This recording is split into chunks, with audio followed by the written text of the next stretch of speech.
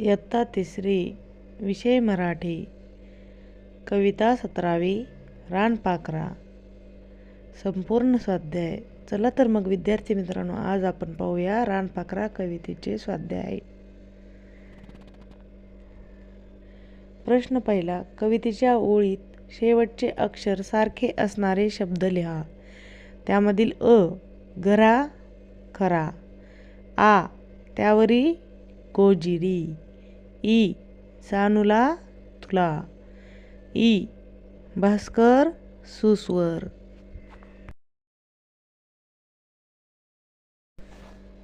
प्रश्न दुसरा. खालील गोष्टींचे वर्णन करणारे कवितेतील शब्द लिहा. उदाहरणार्थ, शरीर कसे होते? निळसर. त्यामधील अ डोळे सतेज, पाय कसे होते? चिमुकले, पंख चिमुकले, देह होता सानूला, आभाळ अफाट. प्रश्न तिसरा. एका वाक्यात उत्तरे लिहा. त्यामधील अ कवितेतील मुलगी रोज सकाळी कोणाला घरी बोलावते? उत्तर. कवितेतील मुलगी रोज सकाळी रानपाखराला घरी बोलावते. त्यामधील आ रानपाखराचे डोळे कसे आहेत? उत्तर. रानपाखराचे डोळे सतेज चमचमणाऱ्या रत्नासारखे आहेत. प्रश्न ई.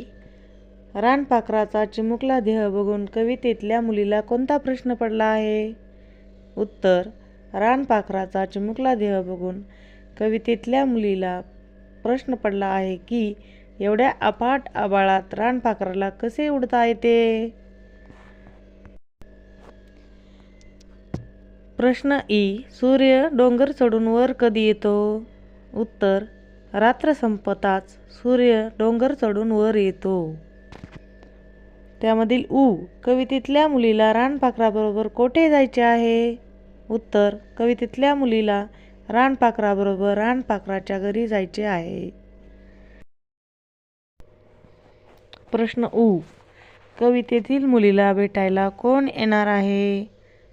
उत्तर.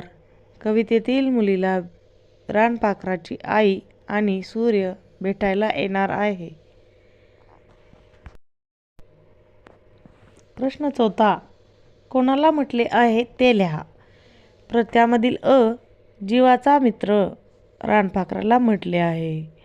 आ गोजिरे रत्न रानपाखराच्या डोळ्यांना म्हटले आहे.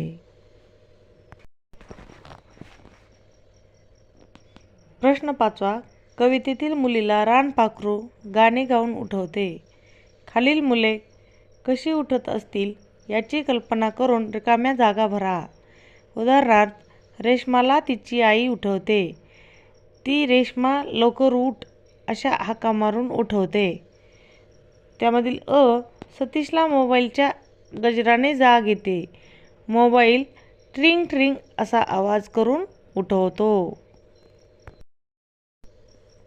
त्यामधील आ भिकूचे घर दाट जंगलात आहे. त्याला पक्ष्यांच्या आवाजामुळे जाग येते.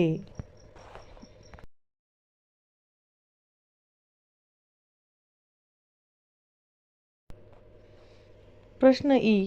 रफिकच्या घरामागून रेल्वेची लाईन जाते. तो दररोज रेल्वेच्या आवाजामुळे उठतो.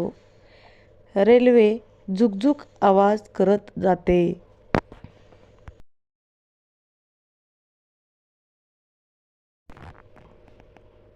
ई. रेवतीचे घर घाऊक भाजी बाजारासमोर आहे. बाजार पहाटे सुरू होतो. रेवती दररोज भाजी घ्या भाजी अशा आवाजामुळे उठते.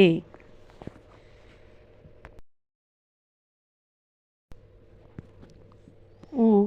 जानकीचे घर एस टी स्टँडच्या अगदी मागे आहे. त्यामुळे ती दररोज एस टीच्या पम अशा आवाजामुळे उठते. प्रश्न उ. जमिलाची आई चादरीच्या कारखान्यात काम करते.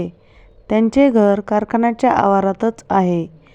जमिला रोज यंत्राच्या आवाजामुळे उठते.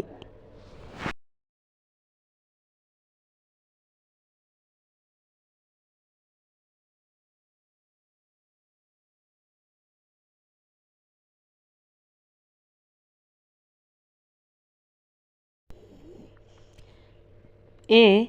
दिनेशचे बाबा नगरपालिकेच्या बागेत रखवालदार आहेत. बागेच्या एका कोपऱ्यात त्यांचे घर आहे. दिनेशला रोज पक्ष्यांच्या किलबिल अशा आवाजामुळे जाग येते.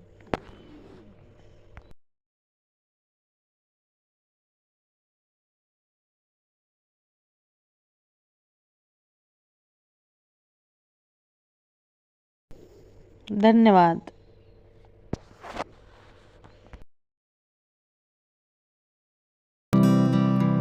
तुम्हाला हा व्हिडिओ कसा वाटला हे कमेंटमध्ये नक्की सांगा.